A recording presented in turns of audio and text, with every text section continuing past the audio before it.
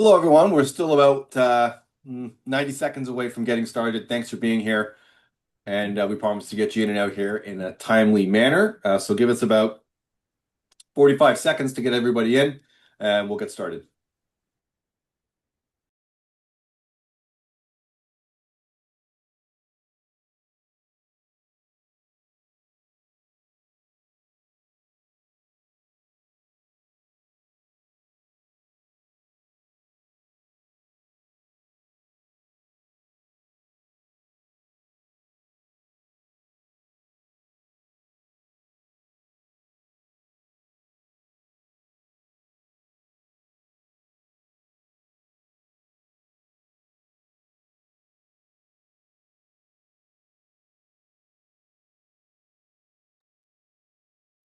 All right. Hello, everyone. Good afternoon and welcome. My name is Ben Zelakovitz. I am one of the co-founders and CEO of Get Quorum. Thank you for joining us today. Our webinar is Practices for the Pre-AGM Meeting, aligning board, management, and auditor before your virtual AGM webinar. Edmund, if you could kindly slide to the next slide, please. For those of you that are not familiar with Get Quorum, we are an industry-leading provider of virtual meetings, electronic proxy voting, and notice distribution services. Since about 2016, we have serviced over 4,000 condominiums, HOAs, and organizations all across North America. We help our customers achieve quorum, pass bylaws, reduce costs, and run successful governance meetings from start to finish. Fortunately for you all, though, you're not here to listen to me speak. Today we have a special guest instructor, Mr. Edmund Leong, who is a CPA and well-known auditor with Tator, Rose, and Leong, chartered professional accountants. Edmund, and in full disclosure, in the spirit of the auditing world, a little disclosure that Edmund and I have known each other, I don't know, 14 years, as Edmund was the auditor way back when I sat on the board of my very own condominium. So Edmund has over 36 years of experience providing assurance engagements to the condominium corporation industry and is currently working with over 350 condominium corporations. He's currently a senior partner at Tator, Rose, and Leong at Chartered Professional Accountants, and he has served as a partner since 2001. Edmund has also served on the executive board as secretary treasurer at CCI National and on the membership committee of CCI Toronto. Just before we get into today's session, a few housekeeping notes. Please hold your questions until the end of the presentation and during the dedicated Q&A. If you want to type them in throughout the course of the presentation, that might help you save time. So, pardon me, please type in your questions, but we're going to have a dedicated Q&A at the end of the presentation. As a reminder, this webinar qualifies for one CPE credit from the CMRAO. We also get always asked, will we send a copy of the slides and the recording to anyone that is in attendance? So the answer there is yes as well. So today's presentation will cover a number of key areas in relation to the importance of pre-AGM alignment meetings to ensure consistent messaging, protect privacy, support director liability protection, and contribute to smoother, more professional AGMs. With that said, Edmund, thank you so much for being here, and the floor is yours. All right, Ben, thank you very much for your introduction. Appreciate that. I kind of got lucky to fall into this place, if you want to call it the word lucky. Having to do 2 or 3 AGMs a night, if you call that lucky, puts you in a position to see that, what the feel is of the room, what the, pre-AGM is going to look like or has looked like in the past, and what the AGM has sort of came out of as a result. But with that sort of depth of knowledge and sort of being able to experience that, I wanted to present this slide deck to show you an all in-depth way to sort of align your meeting to get yourselves in the right time and placement in terms of your board, the chair, management, to be all into the right thought process to be prepared for your meeting.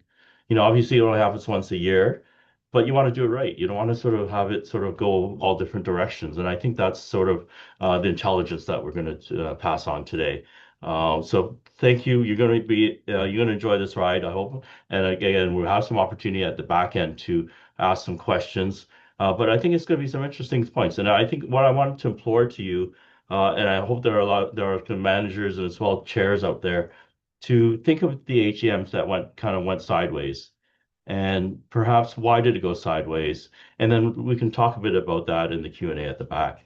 But thank you, Ben, for this opportunity. It's great to be able to partner with Get Quorum to work on this exciting project and as well to present. So, of course, we're talking about best practices for a pre-AGM meeting, aligning board management, the auditor before your virtual AGM. Of course, I'm the presenter. The other thing that I want to add is that, obviously I have a lot of governance exposure. I serve on 4 boards. And, part of this is not just only black and white, how the slides should come or how the agenda should lay out, but, governance is a big part of how you should conduct your AGM. It's not only it's not quite a black and white thing. It's how do you present things in the best light and the best clarity and transparency, and those things really do matter at your AGM.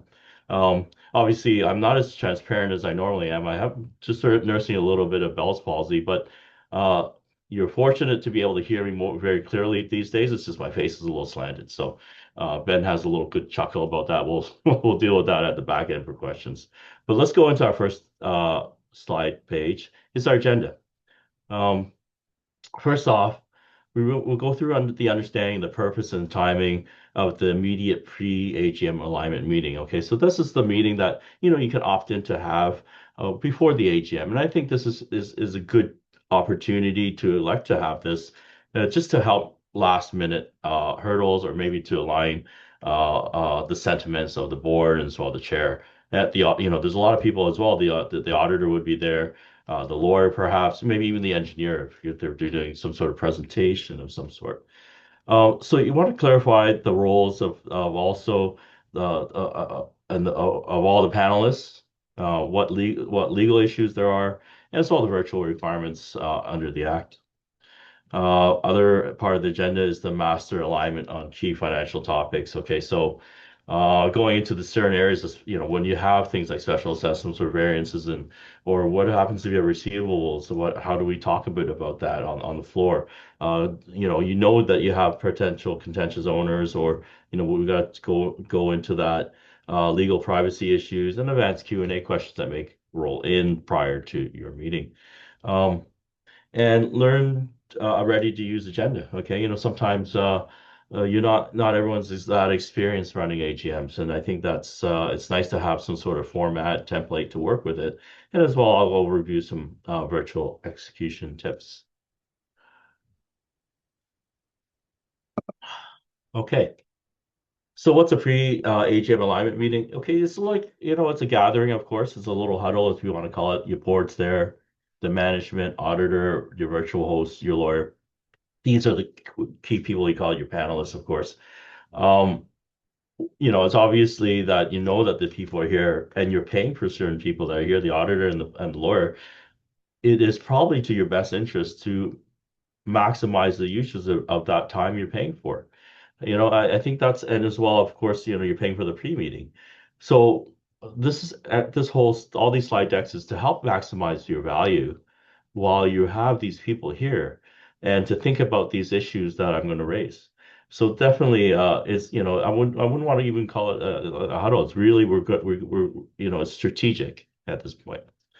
Um, and typically just some framework, it's 15 to 30 minutes immediately before the virtual AGM. So it kind of squares up a little bit of that opportunity. And 30 minutes, it'd be surprising, is a lot of time to handle some of these issues. And we'll go into about, what how you can handle alignment. Of course, this is after all the owners have received their 15-day notice of meeting with the financial audit statements included in the package. Okay. And usually, of course, it's a virtual package that many of the AGM attendees would have received. Okay, so for the purpose of this, also the meeting is the final synchronization of messaging. I think that's, where we can have communications go awry is when you got one board member talking about one thing and then the other board member is not in alignment, and they're all of a sudden it just causes the room to go left and right, which is kind of the worst case scenario. You really do want to have a smooth meeting with aligned messaging. Okay. um, the virtual logistics. And I think that's where it comes in to have a good virtual platform, of course, and as well a good host that would be able to explain how the meeting is executed, and as well the technical details, whether you're doing polling and all that kind of stuff. So all that kind of detail should be happening at the first part of the pre-meeting, and then allow you for a smoother meeting overall. You just don't want to be hung up with technical glitches or issues and then sort of have to try to deal with it during the meeting. Try to have it all smoothing this out beforehand is always the best practice. Q&A readiness is something that we'll talk a bit about more. Definitely, you may want to have you poll the owners for some questions. Like, it's not a bad thing to ask questions from owners. I think it's your obligation as a board to respond to the questions, whether they may be, that person perhaps is hostile, or whether these people are just not as weary about or understand what condominium life is and governance is.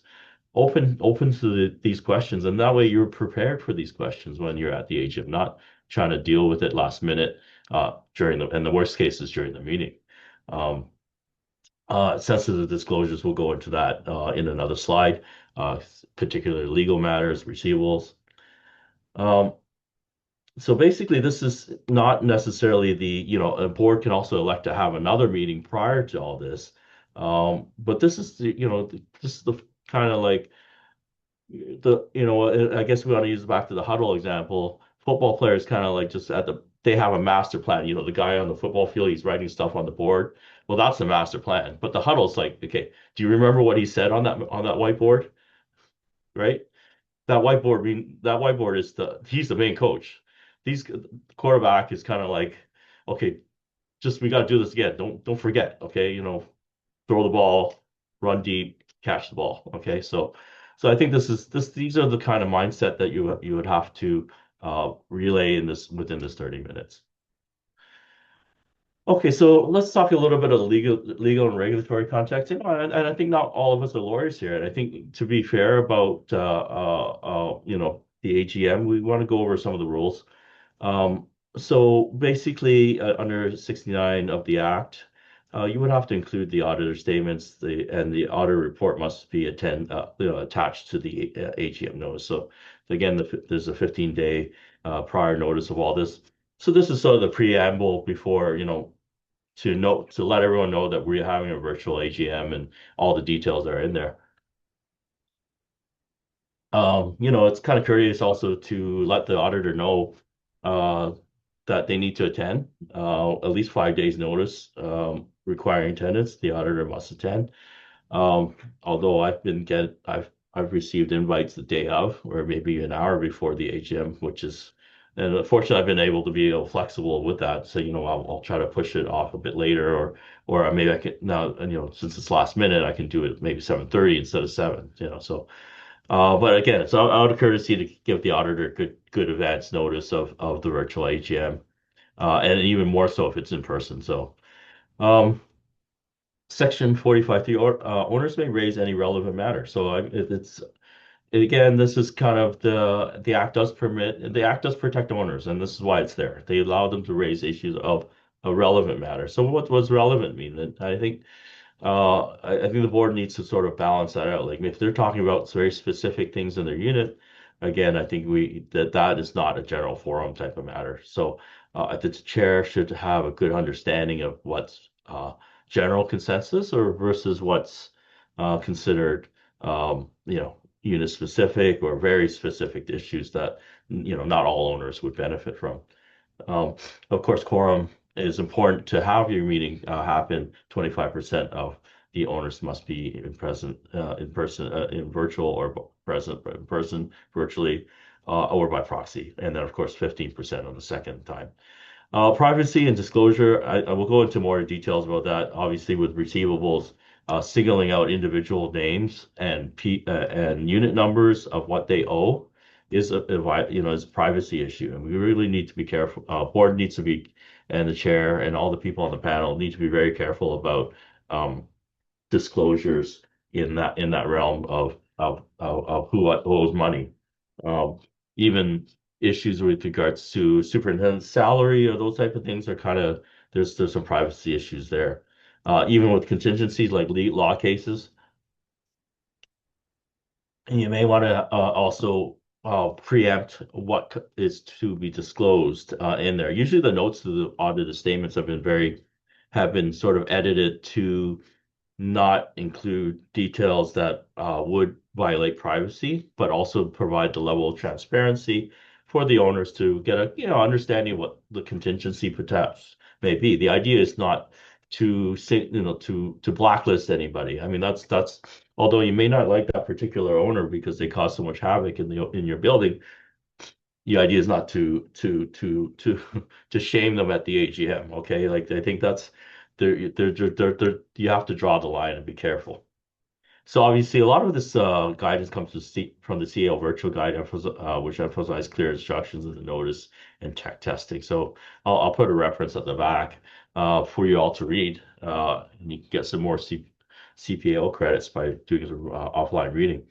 Um, okay, so the roles and responsibilities for final alignment, the board uh, does have a role. And usually the chair or treasurer would lead the meeting in terms of the agenda, making sure that we're following on the agenda, signs off on the key messages, and handles the governance. Management provides operational context, manages the virtual platform chat, and that I think as well as also can be also managed by the virtual host as well. So it depends on how whether you have a paid service such as Get Quorum to handle your virtual platform, which is typically the easiest way to handle it. It's, some of the technical, like trying to do a poll, it puts a lot of strain on the manager to try to do those type of things. But, I've seen it where the manager wants to do it and, they have to put up hands to get count proxies by on the screen and all that. So it's not as elegant, but those are the things that you may want to consider in terms of how the virtual platforms handled. Of course, the auditor's there, like myself, to present the auditor's report. I think and to answer technical financial questions, but we're not there, of course, to talk about the board decisions. Those were decisions by the board. What is valuable of the auditor is that we're in an independent party, so at the AGM you want to be able to present some of these issues that may be contentious, and it's like, okay, well, the auditor, such as a special assessment, the auditor could do a little bit of framing around that. Look, you've had 3 years of deficits. Those are facts. Now we have to have special assessment, which is coming in place. That's another fact, and the board has decided to do this on a such and such date.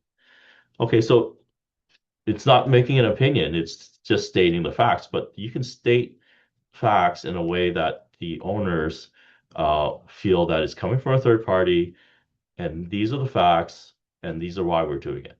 Okay, and those if those can be relayed to the auditor up ahead in the pre-meeting or even before that, then of course then we have an opportunity to control the temperature in the room. Okay, which is very important.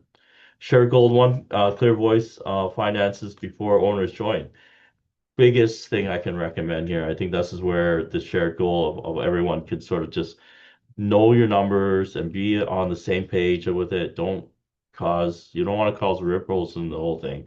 Especially crucial in a virtual format where owners' angst can amplify issues. I think that's, people can be keyboard warriors because they don't necessarily have to stand up in the room. Um, and that's something that you may need to be aware of. You know that owner is a little bit more, if they have to stand up and raise a question, then there may not be that person may not be so keen on doing that. But if they're the type to sit behind a dark computer in a dark room and type their anger on the keyboard in the Q&A for everyone to see, you need to preempt yourself for that type of situations. And I've seen it happen. So Okay, so here's the recommended pre-AGM alignment agenda. Okay, I think this screen is a great screen because it sort of like helps you organize yourself in these sort of steps and gets yourself aligned. Quick virtual platform tech check, 3 minutes. Okay, and your virtual platform host is very adept at doing that. I've heard many virtual hosts do it communicate it very well. Make sure that you have all the options in place. Do you want to have Q&A? Do you want to have raise your hands? That thing you need to clarify though. You just can't assume that your virtual platform host knows exactly how you want to do your meeting. It's your meeting, remember. So as a board, choose wisely based on the way you're building, the way you know your owners of your building. Okay. Confirm audited statements, auditor's presentation script, 5 minutes. Yeah, I usually take a little bit more than that, but depending on how thick the statements are, if you have lending, you've got a borrowing, you got debt, all kinds of share facility options. It may take a bit longer, but that's sort of the agenda. Alignment on and that's also an opportunity to talk to the auditor about particular financial issues that that the board may be aware of that the auditor should maybe perhaps bring up. Again, that's factual. Okay, I think that's an opportunity to again do that alignment. And also, there's an opportunity I should suggest that at the pre-meeting, there should be an alignment on major variances and special assessments. If there are major variances, then we should have all parties should have an answer for that or know exactly why there is a major variance. And as I mentioned before, if there is a special assessment, and we're seeing a lot of that today because we're seeing a lot of deficits with the inflation and all, uh, get the communication straight on that. Like, why did this happen? And even better, go back to maybe one or two AGMs or any communications you had to say, you know what, the finances are starting to fall sideways. And by the way, owners, remember we said up a year ago that we may be in a situation for special assessment. So it eliminates that element of surprise, and it's like the owners will tend to accept it a little more. That we're not telling you today. We've told you before, and the numbers have been sliding, and now here we are. Okay, but again, that sort of communication needs to be sort of squared up at the pre-meeting. Of course, if you want to talk a bit about why the receivables are so high or particular unit, you may want to just make sure the communication protects privacy, but also conveys transparency as to why you're in a situation of large receivables. Even better, have a plan to communicate what action has been taken with respect to these large receivables that, subsequent to the year, we've put a lien on the unit, we've communicated to the lawyer, we've sent letters. That is not privacy issues as long as you don't talk about that particular unit. It shows action, and action means a lot with the board and as well through your AGM to show that, hey, we are doing the right thing, we're doing the legal thing in here, and we're doing it in the right and we're going in the right direction. Let's say even better, if you've collected the money, well, that should be a good news story that you should talk about at your AGM. Legal liabilities of corporations that were called for a situation where they do owe money, perhaps, or there's an ongoing court case. I think again, as I mentioned, the note disclosure would have some details on that.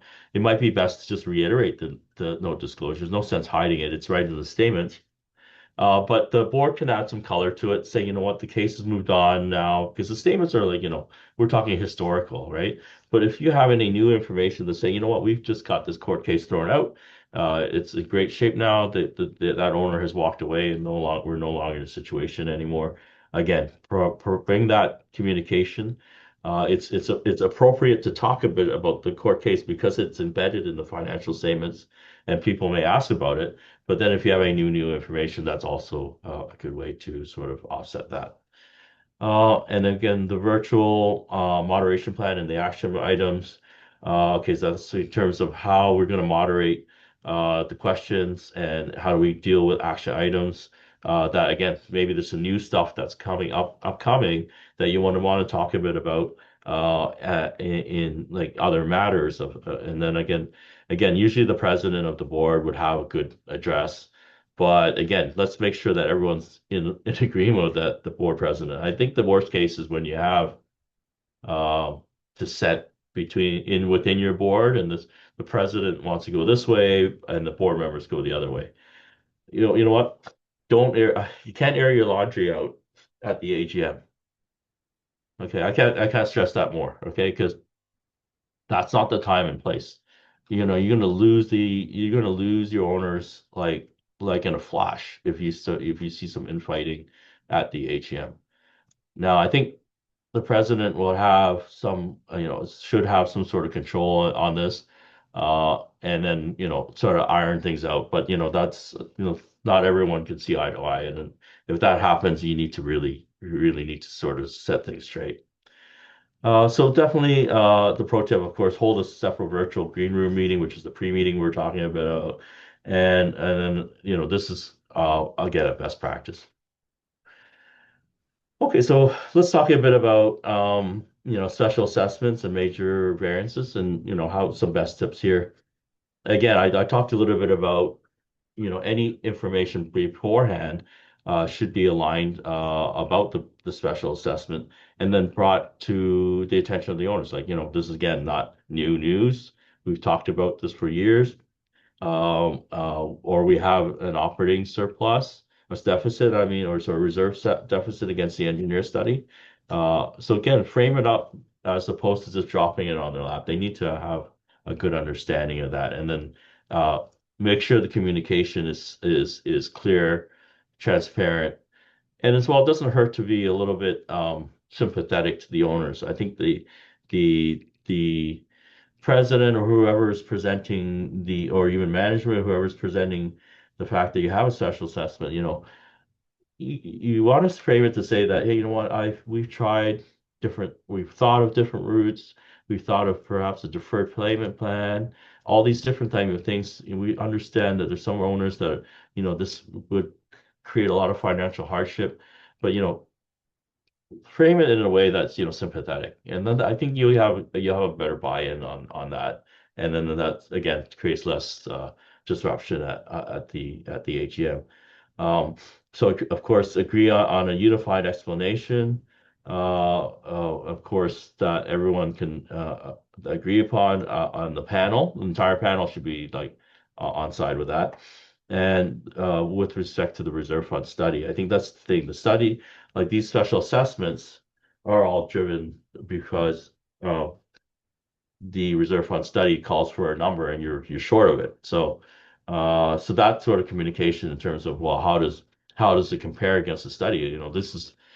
These studies aren't created by the board or management. Their engineer actually goes to the building and looks at what you need to sort of keep in the in the side pocket in order for the reserve fund in order to pay for future expenses.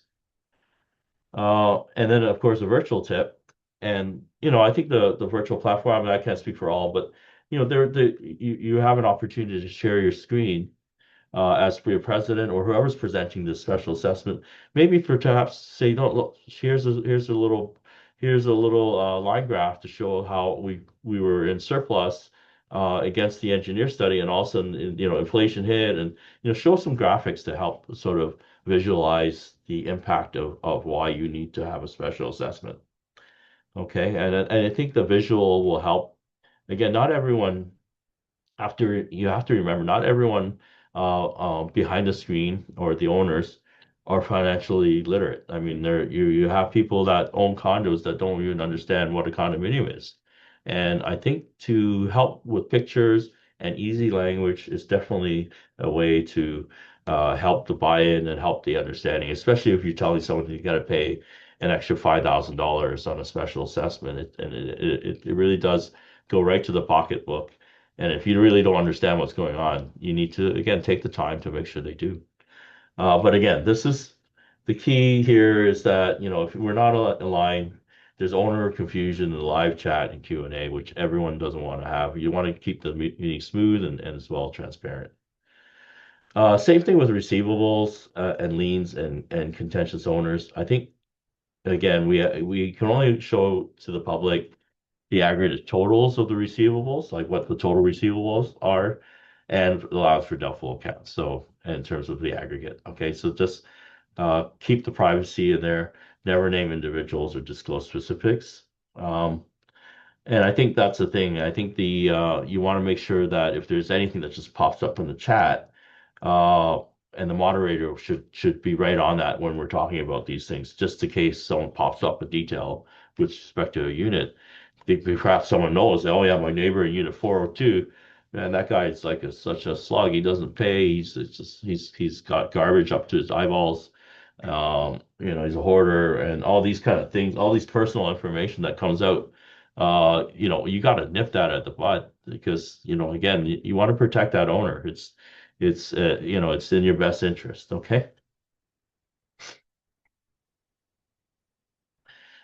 We talked a bit about the alignment, a little bit about alignment, legal liabilities, privacy, and ongoing cases, and the legal contingencies. High level notes only. Again, the auditor report will have details of the legal case, and typically, I want a little bit of background here. When we write up the legal contingency, we actually communicate with the lawyer, because obviously we're not part of that case. The lawyer would be opine on their stance, the legitimacy of the case, and perhaps whether it's frivolous or it's ongoing and it's frivolous, or there's actually, what, this case is really deep. We're not going to win, and the estimated liability would be X amount of dollars. So that legal note is quite. It does take effort to put together, and as well, the disclosure has been very well thought out. Okay. Uh, and again, if you have to, and again, if there's any information that you put on screen, you must redact the owner information, and then use private chat amongst the board members or the panelists. If you need to talk about something in the background, this is going sideways, this owner is starting to pipe up or whatever. Okay. Always they say recommend that you got to be careful about who you're sending the message to because you can actually send it out to all the owners and they're talking about that owner's a real jerk and blah blah blah. You're going to and then now you're in deep trouble because you sent it all out. The board has of course board privilege in the sense of talking about particular owners in a particular way because they're trying to work towards getting the best interest of the entire corporation. Okay, so I think that's something that uh, you have to be careful of. And I think a good platform host will be able to navigate you through, make not to help you not do that, and tell you the right direction in terms of communicating amongst board members while the meeting is happening. And I think that's a tool that should be used more. And I think because if you see someone going off the wrong tangent, you would want to say, hey, slow down. You're letting too much out of the bag, or this is not the sentiment of the board. Chop, chop, chop. And then you got to say, look, pull, stop. Okay. I can't, I think that just helps with the communication flow. And again, the pre-meeting strategy that you have this right sort of alignment in terms of the communication. So use that as a tool to say, stop one of the board members who perhaps may be going the wrong way. Um, And in ongoing cases, contingency liabilities noted. I think in terms of if again contingencies would be again loaded on the financial statement. So I think the virtual tip is agree on phrasing any Q&A that may be given to you in advance, and particularly these type of legal liability or lawsuit cases that hit the corporation, that can be millions of dollars. Some of these are like can be frivolous cases where we want to sue the corporation for $2 million. Well, we should have a consistent message for that. Say, you know what, this was discussed with the lawyer. For example, this was discussed with the lawyer. The lawyer found that the case does not have merit, and it's kind of like calm the room if that's the case. Or if it's very serious, then don't it doesn't pay off to hide, okay? Because the more you hide, it's like, well, why didn't you tell us at the last AGM that they're suing us for $1 million and it went through after the year end? Okay, that is really bad transparency. If you have bad news, you need to tell the owners it's bad news and not color it too much. I think you really have to be very transparent, but be also transparent in terms of what happened beforehand. Like if you just went out to the owner and said, "Oh man, we're gonna get sued. We're gonna get sued. We got sued, and we had to pay $1 million after the year end." Well, that doesn't say a whole lot. But what the story could be around it was like this was an ongoing case. It took 3 years to go through. The board took all efforts with the lawyer and with management and with the board to take appropriate action with respect to this case. The case went on. It was, vetted out, and the judge saw it that way. So, I think the way you frame it is going to be important in terms of how to sort of tell bad news. But again, don't hide bad news. I think that's you're just asking for more trouble later. Uh, and the thing is, it's easy to talk only about good news, but I think a lot of the panelists will shy away from wanting to talk about bad news.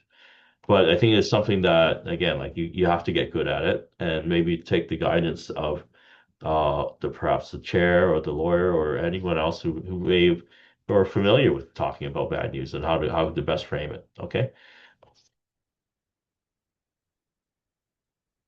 Okay, so why the pre-AGM huddle matters. Again, let's to sort of overview some of it. The prevents real-time misalignment with live virtual Q&A.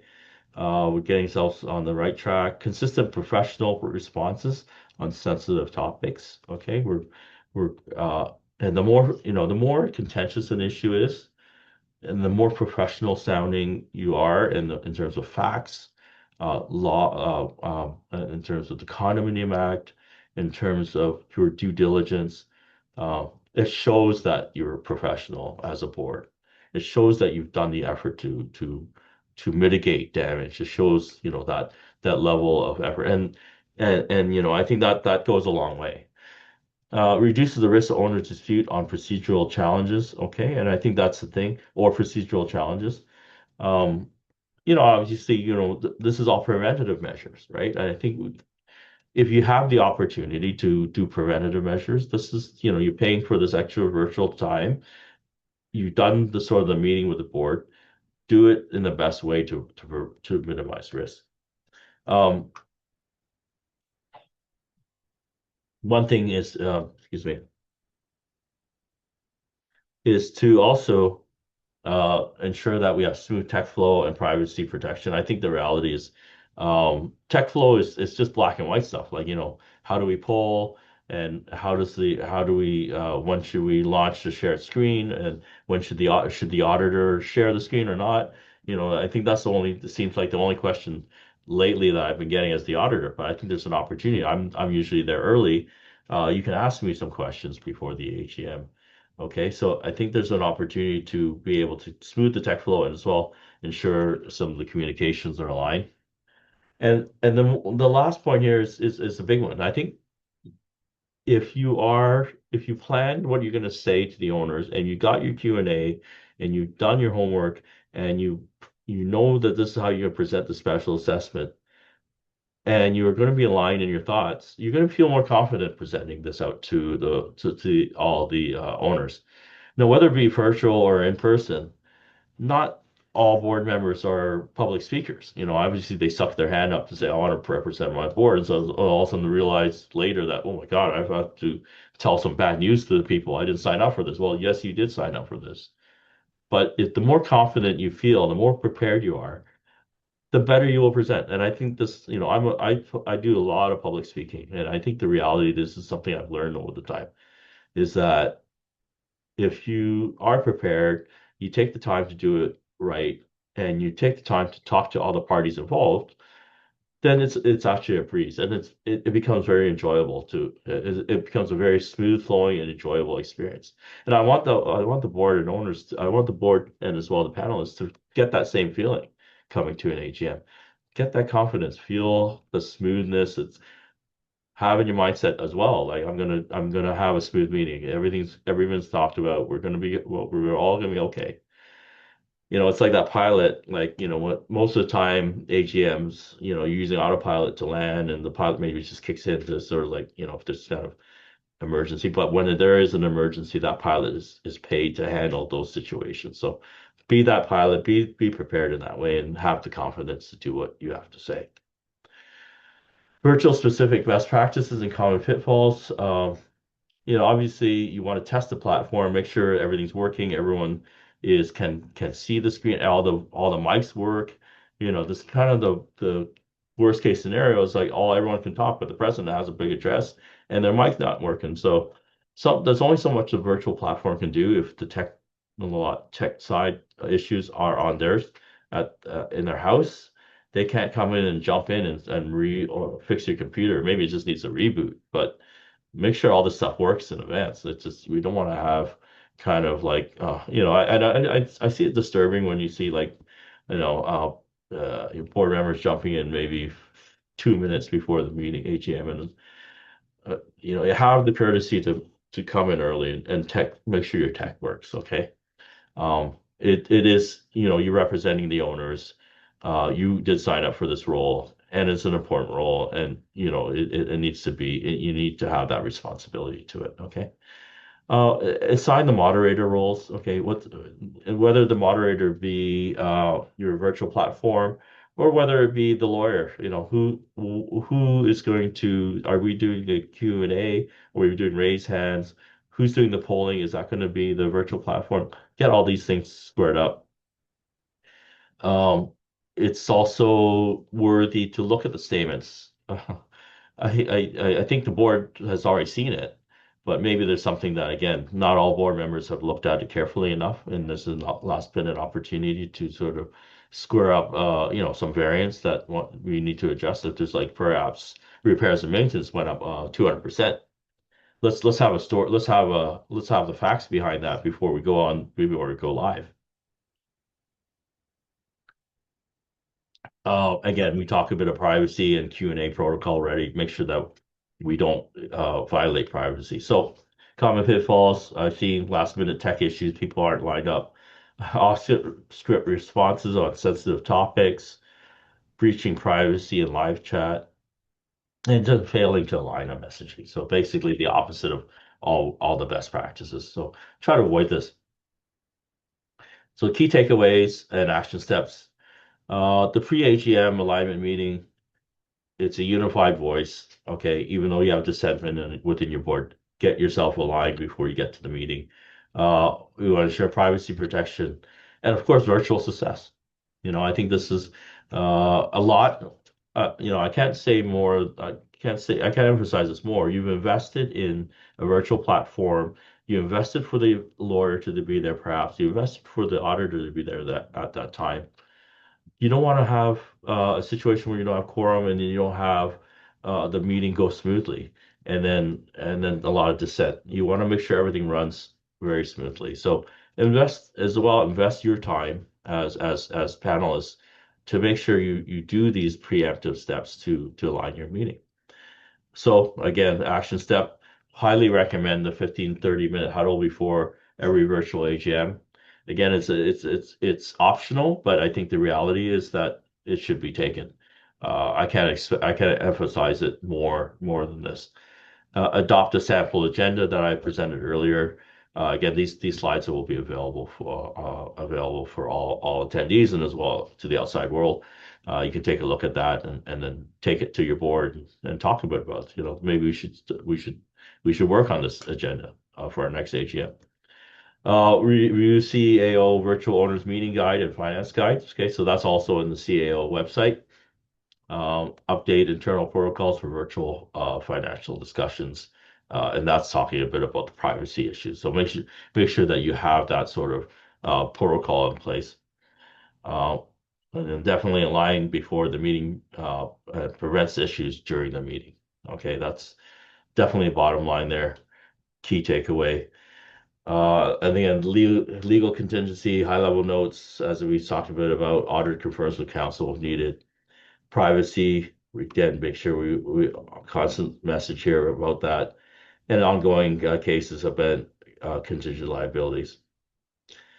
Okay, so at this point, um, I want to thank everyone for your attention and sort of getting through the session. I know there may some raise some questions, but again, I want to implore with you perhaps one of those meetings where it didn't go so well, and perhaps go we can talk a little bit about it, and maybe you can share with the audience perhaps something that you could have done better based on actually what we talked about today, to sort of as a learning experience. So Ben, let's go ahead and thank you for your attention. Edmund, thank you. That was fantastic. A true master class, and I hope all the board members and PMs here heed all of your great advice. If you have questions for Edmund, we can put them into the Q&A window, so you can type it in, or if you're feeling frisky, you can put your hand up and we'll allow you to speak.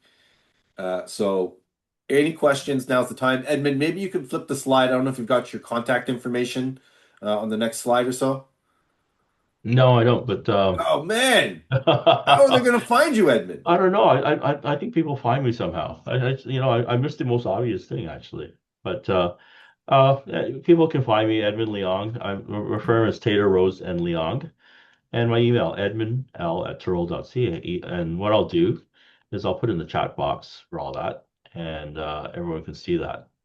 You could also just Google best auditor ever, and I'm sure you would be the top search result. All right, Oh, I appreciate that. But I'm actually blushing, but you can't see it. So, all right. Our first question from Holta: do we still need to have a minute taker? okay. So, the minute taker, whether I guess that's an issue with all. Okay, so proper governance means you have to have minutes of any board meeting, including the AGM. And whether you have a it doesn't have to be. It could. I would recommend a third party minute taker, and which is most 99% of the AGMs that I go to is third party. But I guess if you're looking to save costs, I've seen management take the minutes. It's risky though, because you want someone impartial to be taking these minutes, not someone who said like, I work for the board, I work for whoever. I think that's some of the things that you may want to consider. Well, do we need, but the answer is yes, you have to take minutes. And whether use a third party minute taker, or whether you use one of the board members, again, not impartial, or you're using the management, not impartial. Okay. The virtual hosts also can take digital minutes as well by copying the what is transcribed. But that again, I think that raises an issue with respect to whether you're keeping the records for the AGM purpose, keeping the AGM recorded, including what was communicated in there. And again, from what I understand on a legal standpoint, that's not recommended. Let me just add, Edmund, that and correct me if I'm wrong in your opinion, minutes are there to protect the board and protect everyone from litigation or anything that may happen in the future. Minutes are important and they are not the corner to cut. There are boards that like to cut corners, save costs. It's the obligation of the board to be as fiscally responsible as possible. But I submit to you all that maintaining excellent minutes is in the best interests of the condominium corporation and for the board of directors themselves, and even for the property managers. It is everyone's best interest that minutes are taken and documented, and using a third party is the surest way to be sure that your minutes are accurate. All right, next question. Safdar says, pre-AGM is required under which rule and regulation, please? So is the pre-AGM meeting a legal requirement, Edmund, or would you describe it more so as a highly encouraged industry best practice? Okay, yes, absolutely. There's no legal requirement in the act to have a pre-meeting.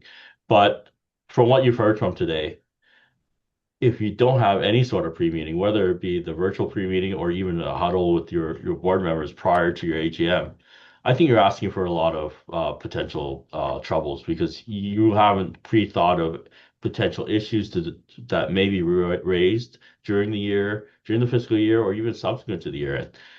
It just puts you at more exposure, and you're going to ask. It ends up being a less smoother meeting, and then opens up to potential dissent among the owners. I think it's best practice again to have this pre-meeting. And again, I think it's not a big ask to have people show up. One thing, technical issues need to be ironed out at least 15 minutes before the meeting. All the panels should be able to be seen and heard. And as well, the issues that I raised in terms of alignment of communications, alignment of understanding of the special assessments and everything else. Such an important part of having a good meeting. Right. Magdalena asks, is it possible to get a recording of this meeting? And yes, it is. We'll send around the recording and likely also the slides. So you can Oh, look out hi, for hi, that. Magdalena. I know you well. Thanks for coming to the meeting. All right. And we got another question. Someone named Val. Val asks, can or does the auditor stay during the AGM for the portion of the agenda if the auditor's removal is on said agenda? Can the auditor stay during the AGM for the portion of the agenda if the auditor's removal is on said agenda? Okay. Ooh, Oh, curveball. well, yeah, I won't. I hope I'm not on that slate. Oh man, that hurts. Okay, well, anyways, the um the auditor, what I've seen a lot of times is the auditor doesn't show up if they're getting canned. Okay, so but it's the up it I think it's still best interest for the owners to have the auditors present the statements because they signed off on those statements, even though they're not attending the year after.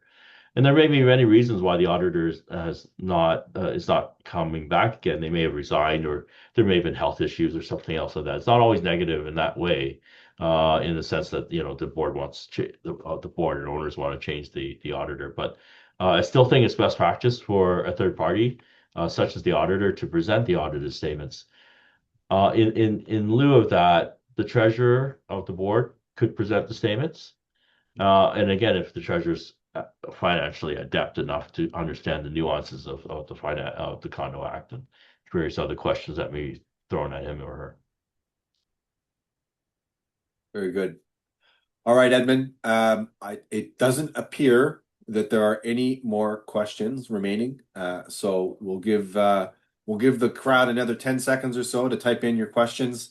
Otherwise, we'll send around a copy of the presentation and the recording to everybody in attendance. Edmund, thank you once again for your time, for your expertise, and I hope everyone here got great value from your advice. So thank you very Great. much. Well, Ben, thank you as well. It's always a pleasure to be able to speak at this opportunity, and perhaps we'll do this again some other time in the future. Most definitely. Okay. Thank you Thanks. all. Bye all.